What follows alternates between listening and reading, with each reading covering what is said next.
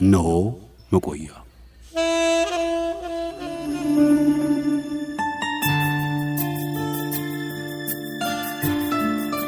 የሙሴ ዘመቻ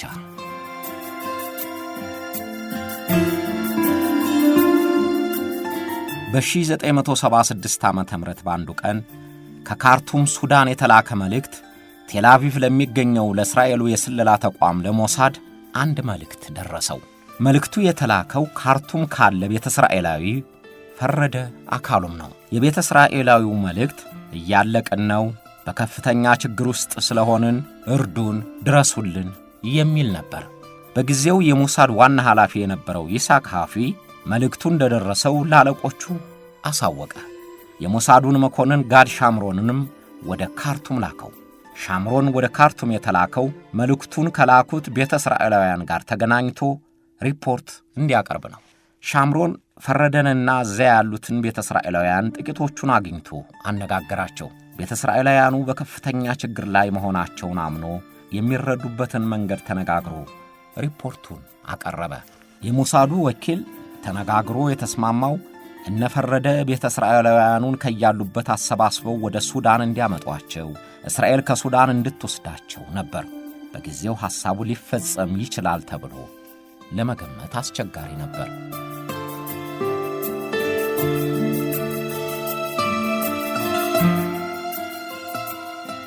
ራሳቸውን ቤተ እስራኤላውያን ብለው የሚጠሩት ሌሎች ደግሞ ፈላሻ የሚሏቸው በኢትዮጵያዊነታቸው በተለያዩ የሀገሪቱ ክፍል ይኖራሉ።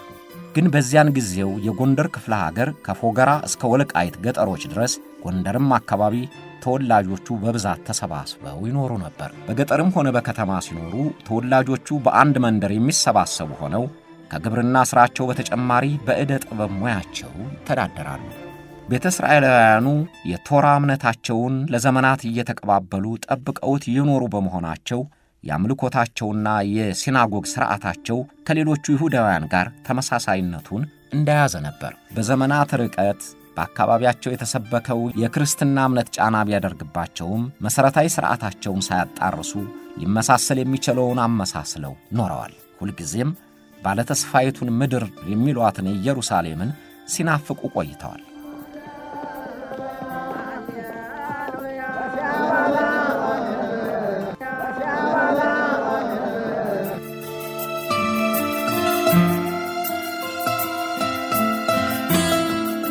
እስራኤል ነጻ ሀገር ከሆነች በኋላ በየሀገሩ ያሉት ይሁዳውያን ሲሰባሰቡ የቤተ እስራኤላውያኑን ጉዳይ ሹማምንቱ ተነጋግረውበት ነበር።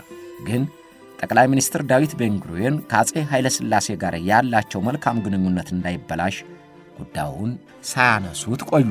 ተከትሎ የመጣው የደርግ መንግሥት የጦር መሣሪያና መለዋወጫ ለማግኘት የእስራኤልን ወዳጅነት ቢፈልግም እስከ 1977 ድረስ በቤተ እስራኤላውያኑ ጉዳይ ንግግር አላደረጉም።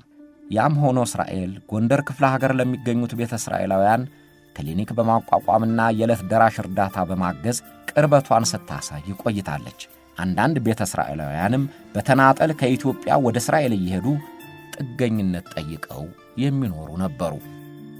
ቤተ እስራኤላውያኑን በሌላ ሀገር እንደሚገኙት ይሁዳውያን ለመቀበል የእስራኤል ሹማምንቶችም ጭምር ጥርጣሬ ነበራቸው። አንዳንዶቹ የእስራኤል ሹማምንት በግላቸው ቢደግፉም በመንግሥት ደረጃ አቋም ለመያዝ ይጠራጠሩ ነበር። በክርስትና እምነት ጫና እምነታቸው ተቀላቅሏል፣ ንጹሕ ይሁዳዊነትን የጠበቀ እምነት የላቸውም፣ ድሃ ሕዝቦች ስለሆኑ ወደ እስራኤል ለመምጣት ስለሚፈልጉ እንጂ በእስራኤላዊነታቸው አምነው አይደለም የሚሉ ጥያቄዎች በየጊዜው እየተነሱ በመንግሥትም ደረጃ እየተነጋገሩባቸው አዘግይተዋቸው ቆዩ። ቤተ እስራኤላውያን ጥንታዊውን አምልኮና ልማድ ሳይለቁ ጠብቀው የኖሩ ከተበታተኑት 12ቱ የእስራኤል ነገዶች ውስጥ ናቸው ተብለው ተቀባይነት ያገኙት የይሁዲው እምነት ራቢ አቫዲዮ ዮሴፍ በጽሑፍ ካረጋገጡ በኋላ ነው። ራቢ አቫዲዮ ዮሴፍ በጽሑፍ ያስተላለፉት መልእክት ቤተ እስራኤላውያን ትክክለኛ ይሁዳ ነገድ ስለሆኑ መሰባሰብ ይኖርባቸዋል የሚል ነበር።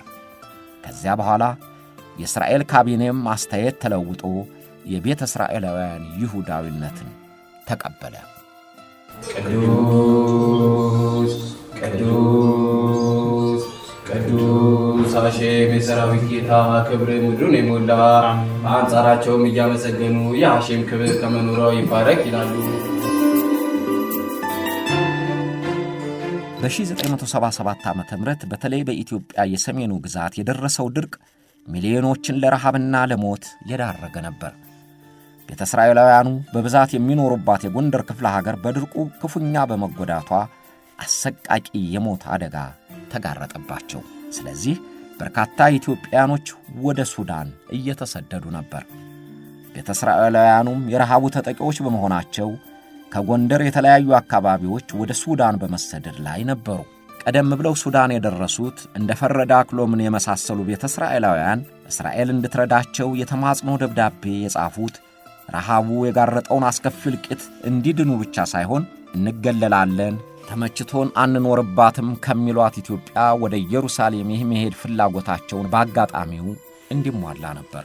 ፈረደ እንደሚለው ከሞሳዱ መኮንን ጋድ ሻምሮን ጋር ከተነጋገረ በኋላ ወደ ፎገራም ወደ ጎንደርም ወደ ወልቃይትም ላሉ ቤተ እስራኤላውያን ጥብቅ መልእክት ላከባቸው። ቅሌን ጨርቄን ሳትሉ ሁላችሁም ወደ ሱዳን ነው፣ ከሱዳን በኋላ የተስፋ ቃል አግኝተናል እያለ በሚታመን መልእክተኛ በሚስጥር ዋና ዋና ለሚባሉት ሽማግሌዎች ላከባቸው። ቀድሞም ልባቸውን በተስፋ የሚያሞቀው የኢየሩሳሌምን ጎዳና መራመድ በጦርነትና በረሃብ አለንጋ መሸንቆጣቸው ተጨምሮበት መልእክቱን ለመቀበል አላወላወሉም። በተስፋ ተመልተው ቤተሰብና መንደርተኛ ከሚኖሩበት አካባቢ በቡድን እየሆኑ ወደ ሱዳን ጉዞ ጀመሩ። እርሱ በምሕረቱ በእኛና በሕዝበ እስራኤል ሁሉ ላይ በቸርነቱ ሰላምን ያድርግ፣ አሜን። ሰላምን ያድርግ፣ አሜን።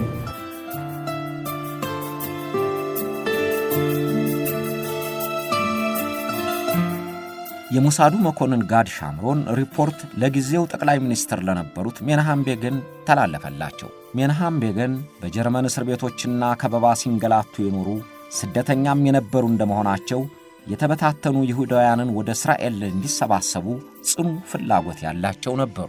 ስለዚህ ሪፖርቱን እንዳዩ ቤተ እስራኤላውያኑን ከሱዳን አምጥተህ እንድታመጣልኝ እፈልጋለሁ ሲሉ ቁርጥ ያለ ትዕዛዝ ለሞሳዱ ኃላፊ ይስሐቅ ሐፊ ነገሩት። ቤገን ሁልጊዜም እንደዚሁ ነበሩ። የሚሰጡት ትዕዛዝ አጭርና ግልጽ ነው። ውሳኔያቸውም ያለምንም መዛነፍ መፈጸም አለበት። ስለዚህ የቤተ እስራኤላውያኑ ጉዳይ የሞሳድና የእስራኤል የመከላከያ ኃይል ጉዳይ ሆነ። ስላመጣጣቸው አፈጻጸም ለሞሳድ የተተወ ነበረ። ቀጣው ጥያቄ ከሱዳን በምን ዘዴ ማውጣት ይቻላል የሚል ነው። ምክንያቱም በአየርም በባህርም መዳረሻቸው የሆነችው ሱዳን አረብና የአረብ ሊግ አባል ሀገር ናት። እስራኤልን ቁጥር 1 ጠላት ብለው ከሚፈርጁት ሀገሮችም አንዷ ናት። የፍልስጤም ዋና ደጋፊ ናት። ሁለቱም ሀገሮች ለመነጋገር ያህል እንኳን የሚያበቃ አንዳችም መገናኛ የላቸውም። ሞሳድ የሚሻለውን መፍትሄ ለማግኘት አሰበበት።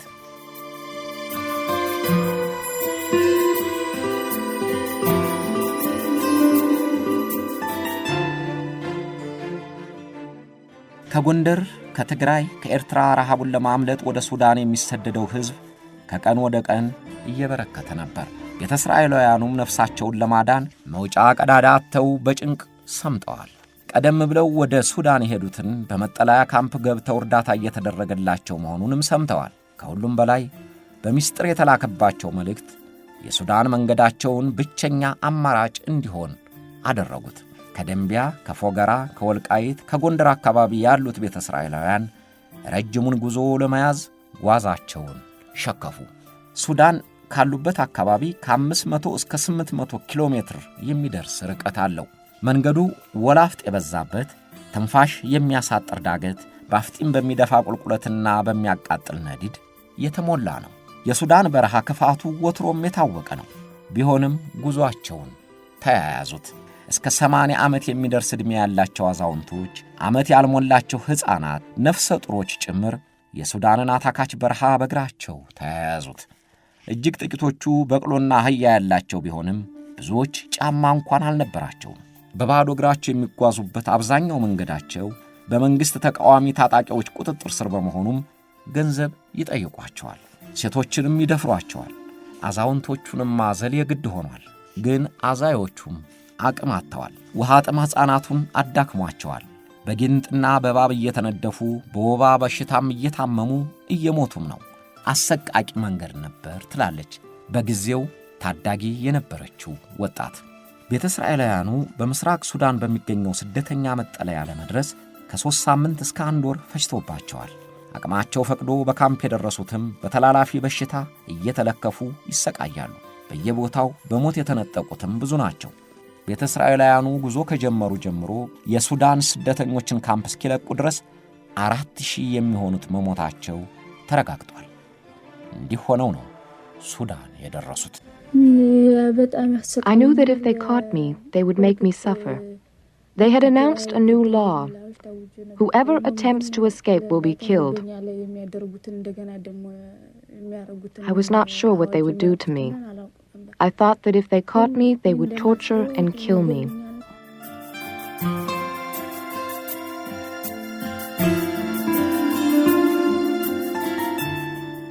ሞሳድ ወደ ሱዳን እግሩን ለማስገባት የሚችለውን ዘዴ ሲያፈላልግ በለንደን የሚኖረው የፋብሪካ ባለቤት ሎርድ ዴቪድ በካርቱም የጨርቃ ጨርቅ ፋብሪካ አለው። በዴቪድ ንግድ ሽፋን የሞሳድ አባላትን ለማሰማራትና በር ለማስከፈት እንዲችሉ መንገዱም እንዲደላደልላቸው ታሰበ።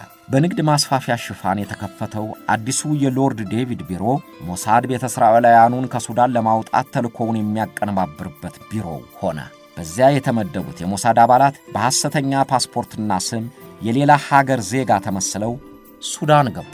እስራኤልነታቸውን የሚገልጽ አንዳችም ምልክት እንዳይኖርም ተጠንቅቀውበታል። ሞሳድ የስዊድንና የጀርመን ሀገር ዜጎች አስመስሎ ባሰረጋቸው አባላቱ ለኢትዮጵያ ወሰን ወደ ሆነው የምስራቅ ሱዳን ግዛት ገዳሪፍ የሚቀርብበትን መንገድ አጠና። የሱዳንን ሹማምንት በሳቅና በጨዋታ እየቀረበ በጉቦ አማለሏቸው። ከፖርት ሱዳን በጥቂት ኪሎ ሜትር ርቀት ላይ ተሰርቶ ጥቅም ላይ ያልዋለውን የአሩስ ሆሊዴይ ሪዞርትም መናፈሻ ለመግዛት ፈቃድ ጠየቁ። የሱዳን ሹማምንት የመሰላቸው መናፈሻውን ለመግዛት የፈለገው ስዊድናዊው እንጂ የሞሳድ ወኪል መሆኑን አያውቁም። መዝናኛውንም ቢሆን ጥቅም ሰጥቷቸው ስለማያውቅ ትተውት አቧራ ለብሷል። ውሃና ኤሌክትሪክም የለውም። ጥቅም የማይሰጠውን ያንን መናፈሻ $320,000 እንገዛለን ሲሏቸው አይናቸውን አላሹም። ስለዚህ ለእስራኤላውያኑ ሸጡላቸው።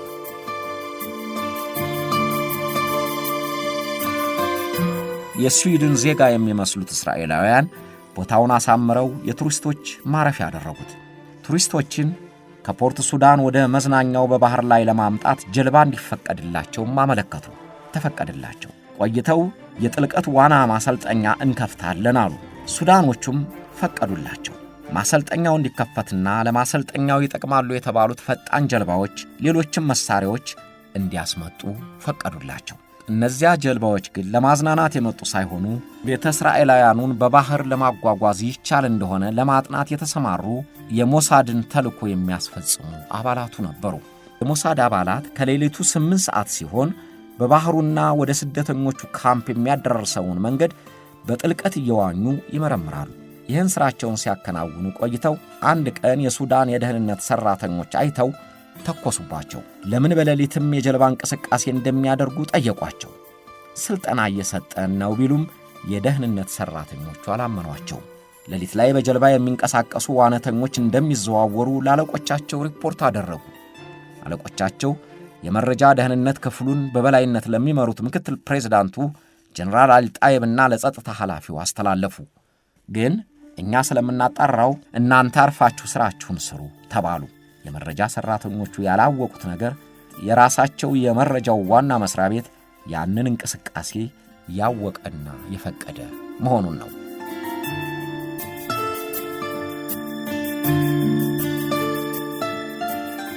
በሺዎች የሚቆጠሩትን ቤተ እስራኤላውያንን ከሱዳን ለማስወጣት ያለ ሱዳን መንግሥት ፈቃድ ፈጽሞ የሚታሰብ አልነበረም። ስለዚህ የፕሬዝዳንት ጃፋር ኑሜርን ፈቃድ ለማግኘት ሞሳድ መላ ማፈላለግ ነበረበት። ለመላውም የሁልጊዜና ቀኝ እጁ አሜሪካ እርዳታ የግድ መሆኑን ስላመነበት ፕሬዝዳንት ሬገን ተጠየቁ። የአሜሪካ መንግሥት ለእስራኤልም ጥያቄ ምንጊዜም ቋሚ ደጋፊና አይዞሽን ያለሁልሽ ባይነውና ሲአይኤ እጁን እንዲያስገባ ትዕዛዝ ተሰጠው። ፕሬዝዳንት ጃፋር ኑሜሪ በዚያን ጊዜ የአሜሪካ ወዳጅ ነበሩ። በጊዜው በደቡብና በምዕራብ በተነሳባቸው የትጥቅ ዓመፅ እየተዋከቡ ኢኮኖሚውም በከፍተኛ ደረጃ ወድቆ መንግሥታቸው እየተንገራገጨ ነበር። ስለዚህ የእነ አሜሪካንን ድጋፍ የሚፈልጉበት ጊዜ ነው። ይህን አስልተ የቀመሩት ሞሳድና ሲአይኤ ቤተ እስራኤላውያኑን ከሱዳን ወደ ሌላ ሀገር ለመውሰድ እንዲፈቀድላቸው በምትኩም የገንዘብ ስጦታ እንደሚያደርጉ ለፕሬዝዳንቱ ነገሯቸው። ፕሬዝዳንት ኑሜሪ የዚህ ነገር ጦሱ ከራሳቸው ሕዝብ ጭምር ፈተና እንደሚያበዛባቸው ተረድተውታል። እስራኤል ዜጎቼ እያለች ከየሀገሩ የምትሰበስባቸውን ይሁዳውያን ግዛቷን ለማስፋፋትና ፍልስጤማውያንን ለማፈናቀል የሰው ኃይሏንም ለማጠናከር የምትጠቀምበት ዘዴ ነው ብለው አረቦቹ ስለሚያምኑ አምርረው ይቃወማሉ። የፍልስጤማውያንን መሬት እየነጠቁ ሊያሰፍሩት ነው ስለሚሉም እንኳንስ የአረብ ሊግ አባል የሆነ ሀገር ሌላም ቢተባበር ለመጣላት ያቆበቆቡ ነበሩ። ስለዚህ ለኑሜሪ አስጨናቂ ውሳኔ ነበር። በሌላ በኩል የአሜሪካን ጥያቄን መግፋት አይችሉም። ምክንያቱም በዚያን ጊዜ ዋነኛ ደጋፊያቸው ነች። ስደተኞቹም ቢሆን ለሱዳን ሸክም እንደሚሆኑባት ተገንዝበውታል። በሌላ በኩል ቤተ እስራኤላውያኑ በካርቱም በኩል እንዲያልፉም አይፈልጉም። እዚህ አስጨናቂ ሁኔታ ግን አንድ ነገር መወሰን ነበረባቸው። ስደተኞቹን ቤተ እስራኤላውያን ከካርቱም አይሮፕላን ማረፊያ ወደ ሌላ ሀገር እንዲወሰዱ ግን በከፍተኛ ምስጢር መያዝ እንዳለበትና ምስጢሩ ካፈተለከ ተልኮ ሙሉ በሙሉ እንደሚሰረዝ ተስማሙ። በሱዳን የአሜሪካ ኤምባሲ የደህንነት ከፍተኛ ኦፊሰር ሚልተን በርደን እንዲያስተባብር ሲመደብ የሞሳዱ መኮንን ሻምሮን የእርዳታ ሰጪ ድርጅት አባል ተመስሎ የቤተ እስራኤላውያኑን ጉዞም እንዲያስተባብር ተመድቧል። የገዳሪፍ ጠቅላይ ገዥ ዳንኤል ዲንጎም ስደተኞቹ ስለሚቆዩበት ሁኔታ ኃላፊነት ተሰጥቶታል። ኑሜሪ ተልኮ በከፍተኛ ምስጢር እንዲያዝ ስለፈለጉ ከጥቂት ሹማምንቶቻቸው በስተቀር ለካቢኔ አባላት ጭምር እየተደበቀ ነበር። ሌላው ቀርቶ የማስታወቂያ ሚኒስትሩ አሊ መሐመድ ምን እየተከናወነ እንደሆነ አያውቁም ነበር።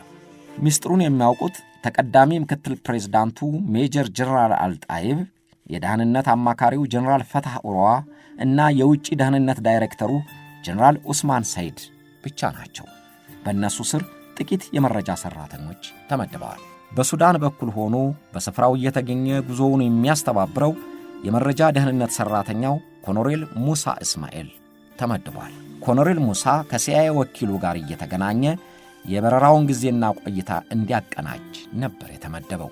ከጥቂቶቹ በስተቀር እንኳንስ ለሱዳን ሕዝብ ለሱዳን ከፍተኛ ሹማምንት ጭምር ምስጢር የሆነው ተልኮ በመጨረሻው ምዕራፉ ላይ ደረሰ።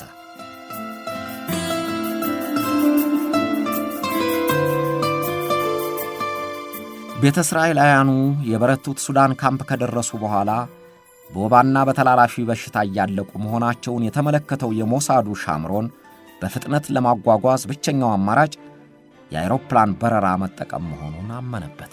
አለበለዚያ ቤተ እስራኤላውያኑ በብዙ እንደሚያልቁ ገመተ። የእስራኤል ባለሥልጣኖች የሻምሮንን ስጋት ተጋሩት።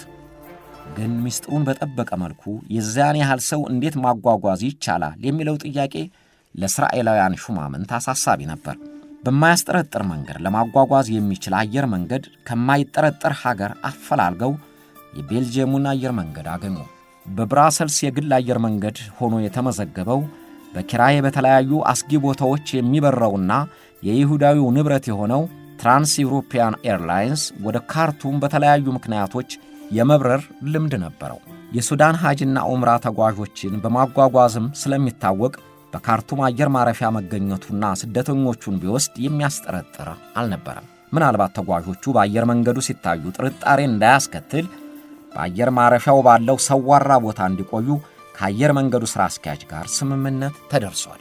የቤተ እስራኤልን መጓጓዝ የሚያውቁት የሱዳን ባለሥልጣኖች የማያውቁት ነገር ቢኖር በስደተኞች ስም የሚጓጓዙት ቤተ እስራኤላውያን ወደ አውሮፓ ሀገሮች እንደሚሄዱ እንጂ ወደ እስራኤል እንደሚሄዱ ፕሬዝዳንት ኑሜሪ ጭምር አያውቁትም።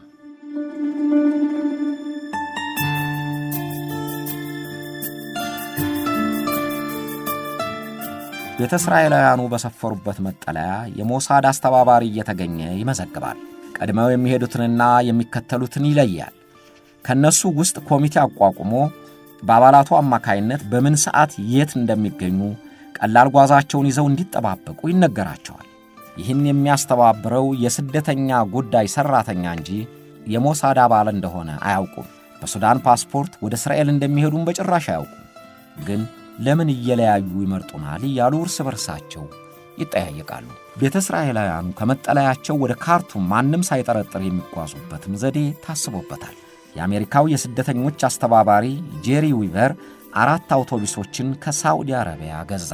እነዚህ አውቶቡሶች ተልኳቸውን ከፈጸሙ በኋላ የሱዳን የደህንነት መስሪያ ቤቱን እንደሚረከባቸው ተስማምተዋል።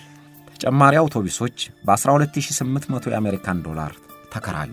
እነዚህ ዝግጅቶች ከተሟሉ በኋላ ቤተ እስራኤላውያኑ ስደተኞች ከመጠለያ ካምፕ ወደ ካርቱም ለመጓዝ ተዘጋጁ።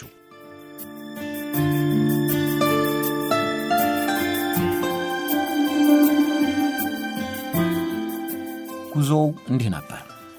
አውቶቡሶቹ በሳምንት 3 ጊዜ ወደ ስደተኞቹ መጠለያ እየመጡ የተመረጡትን ስደተኞች ካርቱም አውሮፕላን ጣቢያ ያራግፋሉ። በአውቶቡስ በሚጓጓዙበት ጊዜ ያልታሰቡ አጋጣሚዎች ደርሰውባቸዋል። በጉዞው ላይ ነፍሰ ጡሯ ተጓዥ ምጥ ይዟት አብረዋት ያሉት ተጓጓዦች ዛፍ ጥላ ስር አዋልደዋታል። በአውሮፕላኑ መወጣጫ መሰላል ላይም ተመሳሳይ አጋጣሚ ተፈጥሮ የአውሮፕላኑ የሕክምና ቡድኖች ረድተው በሰላም እንድትገላገል አድርገዋል። በአውቶቡሱ የደከሙ ሕፃናት ይዘው ጉዞ የጀመሩት ወላጆች እስራኤል ሲደርሱ የልጆቻቸውን አስከሬን ይዘው ነበረ። ይህም ሁሉ ሆኖ ዕቅዱ አልተስተጓጎለም። መሸት ሲል ከአውሮፕላን ማረፊያ በትራንስ አውሮፓ ኤርዌይስ ወደ ብራሰልስ ይጓዛሉ። የብራሰልስ አየር ማረፊያ ሠራተኞች ተጓዦቹ ማን እንደሆኑና ከየትስ እንደመጡ ወዴትስ እንደሚሄዱም አያውቁም። በዚህ ቅንብር በ7 ሳምንታት ውስጥ 28 በረራዎች ተደርገው ከ6000 በላይ የሚሆኑ ቤተ እስራኤላውያኑ ወደ ቴል አቪቭ ተጓጓዙ።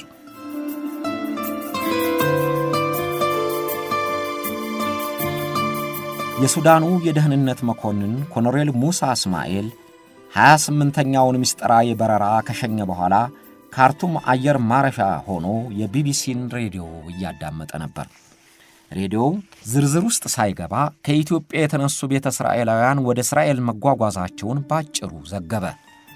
ያን ጊዜ የሱዳን ባለሥልጣኖች በቁጣና በስጋት ጸጉራቸው ቆመ። እንደ ተከዱም ቆጠሩት። ኮሎኔል ሙሳ ወዲያው በአሜሪካ በኩል ያስተባብር የነበረውን ጄሪ ዊቨርን ጠርቶ ውላችን ፈርሷል፣ ከዚህ በኋላ በረራው ስለተቋረጠ አይሮፕላኖቹ ዳግመኛ እንዳይመለሱ ንገራቸው ብሎ በቁጣ አስጠነቀቀው። በረራው ተቋረጠ። ግን 800 የሚሆኑ ቤተ እስራኤላውያን ገና አልተጓጓዙም ነበር። ምስጢራዊው ግዳጅ በማ በኩል እንዳፈተለከ እስካሁን በግልጽ አልታወቀም። የሱዳን የጸጥታ አማካሪው ሌፍተናንት ጀነራል ኡሮዋ ግን ካናዳ የሚገኝ የይሁዳውያን ማኅበር አባል የሆነ ሰው እንዳሾለከው ያምናሉ። ጀነራሉ እንደሚሉት ለዚያ ምስጢራዊ የመጓጓዣ ተግባር ሙገሳ ለማግኘት የሚፈልጉ እኔ ሠራሁት ለማለትም የሚሹ ቡድኖች ነበሩ። የካናዳው ይሁዳዊውም ይህንን ከንቱ ውዳሴ ፈልጎ እንደጠቆመ ያምናሉ። በመጀመሪያ ዜናው የተዘገበው በኒውዮርክ ታይምስ ጋዜጣ ሪፖርተር ሲሆን ወዲያው የእስራኤል ጋዜጠኞች ተቀበሉት። ማብራሪያ እንዲሰጣቸውም ባለሥልጣኖቹን ወጥረው ያዙ። የጊዜው ጠቅላይ ሚኒስቴር ሺሞን ፔሬዝ ጋዜጠኞቹን ሰብስበው የሆነውን ነገሯቸው። ግን ለቀሪዎቹ ቤተ እስራኤላውያን ዕጣ ስትሉ እባካችሁ አትዘግቡ አሏቸው። ቤተ እስራኤላውያኑ እስራኤል እስኪደርሱ እንቅልፍም እንደማይተኙ ነገሯቸው። will not rest for a while until all our brothers and sisters from Ethiopia will come safely back home. የእስራኤል ጋዜጠኞች ለብሔራዊ ጥቅም ብለው ለጊዜው ዝም ቢሉም የአረብ ጋዜጠኞች እየተቀባበሉ ዘገቡት። የአረብ ሊግ አባላት ሀገሮች በፕሬዝዳንት ኑሜሪ ጥርሳቸውን ነከሱ። ኑሜሪ ራሳቸው መደበኛ የስደተኞች ማጓጓዝ መሰላቸው እንጂ ቤተ እስራኤላውያኑ ወደ እስራኤል መሄዳቸውን የሚያውቁት ዜናው ከተሰራጨ በኋላ ነው። ኑሜሪ ፈጽሞ የሚያውቁት ነገር እንደሌለ ክደው አስተባበሉ። ቁልፍ ሹማምንቶቻቸው ምክንያት እየደረደሩ እኛ የለንበትም የምናውቀውም ነገር እያሉ ለማስተባበል ሞከሩ። ግን ማንም አላመናቸውም። የሱዳን ሕዝብም በኑሜሪ መንግሥት ላይ በነበረው ቅሬታ ላይ ነዳጅ አርከፈከፈበትና እንዲያጉረመርም ቀሰቀሰው።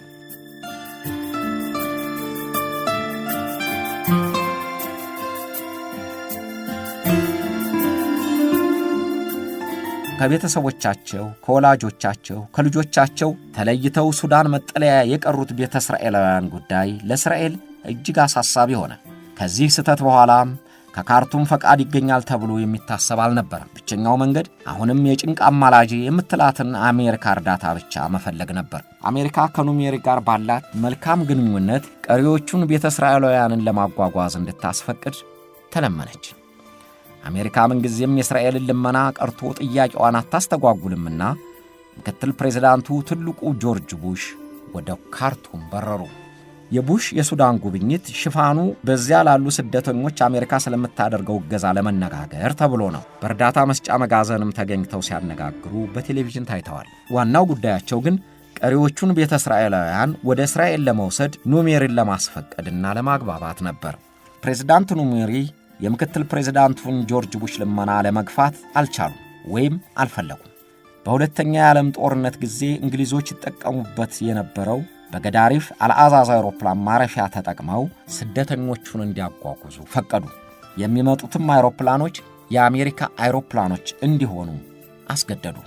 በዚህ መንገድ ከተፈቀደ በኋላ ቀሪዎቹን የቤተ እስራኤላውያንን የማጓጓዝ ግዳጁ ዘመቻ ጆሹዋ ተሰኘ።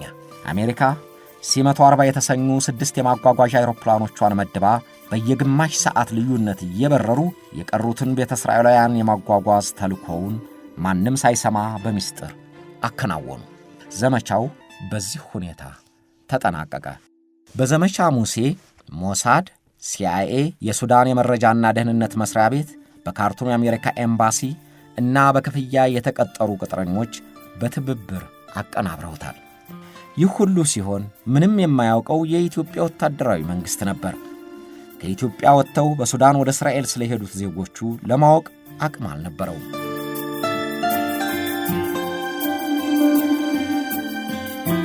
ዘመቻ ሙሴ ጥቂት መስተጓጎል ቢያገኘውም እንደታሰበው ተጠናቀቀ።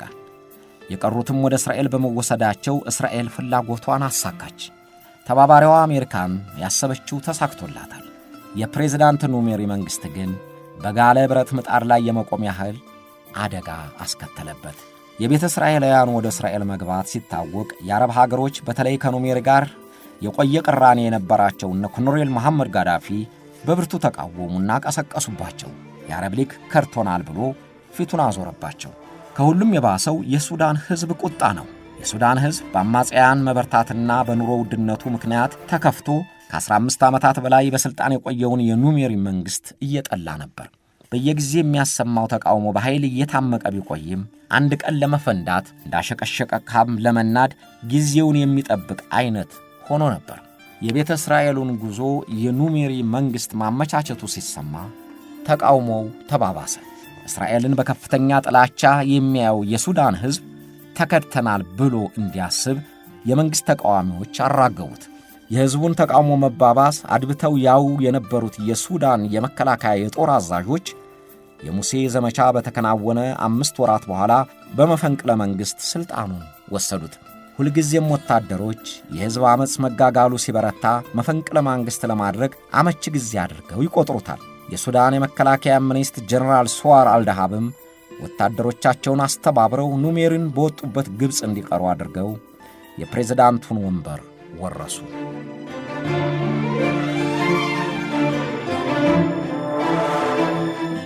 አዲሱ የሱዳን ወታደራዊ መንግሥት ቅድሚያ የሰጠው ልዩ ፍርድ ቤት አቋቁሞ ቤተ እስራኤላውያኑን ወደ እስራኤል ለማጓጓዝ እጃቸው አለበት ያላቸውን የቀድሞ ሹማምንት ለፍርድ ማቅረብ ነበር። የጸጥታ ጉዳዩን በሚመሩት በተቀዳሚ ምክትል ፕሬዝዳንቱ ጀነራል አማር መሐመድ አልጣይብ መዝገብ የሀገርና የውጭ የመረጃና የደህንነት ዳይሬክተሮችን ጨምሮ ሌሎችም ተከሰሱ። ምክትል ፕሬዝዳንቱ አልጣይብ ከእስራኤል $2 ሚሊዮን እንደተከፈላቸውም በክሱ ላይ ተጠቅሷል። ክሳቸው በሀገር ክህደትና ሀገርን በመሰለል ሕገ መንግሥቱንም በመጣስ ወንጀል ነው። አቃቢ ሕጉ ጀነራል ዑመር አብድል አቲ ከክርስቲያኖችና አይሁዲዎች ጋር አትተባበሩ፣ እርስ በርስም ይተጋገዛሉ፣ ከእናንተ መካከል ከእነሱ ጋር የተባበረ እሱም ከእነሱም አንደኛው ነው የሚለውን የሱዳን ሕግ እየጠቀሰ ወነጀላቸው። የሱዳን ሕግ ከእስራኤል ጋር መተባበርን ይከለክላል።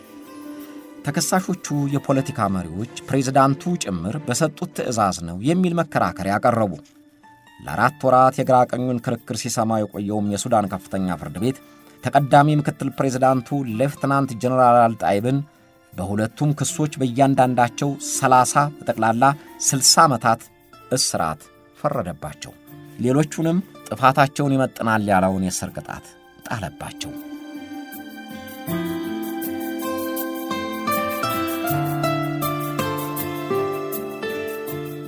የክሱ ሂደትና በቀጥታ የቴሌቪዥን ስርጭት መተላለፉ የዘመቻው አስተባባሪና የሱዳን ዋነኛ ለጋሽ የሆነችውን አሜሪካን ቅር አሰኛት።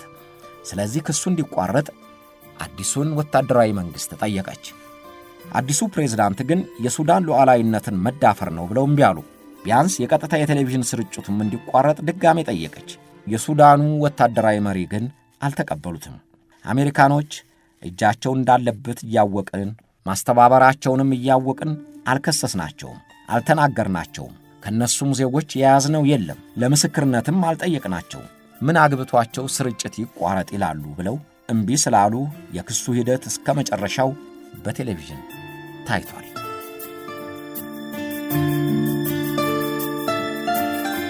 የሙሴ ዘመቻ ቤተ እስራኤላውያኑን ወደ እስራኤል ወስዶ ጦሱ ለኑመሪ መንግሥት ተርፎ ረጅም የተባለው ሂደትን አጠናቆ ተዘጋ።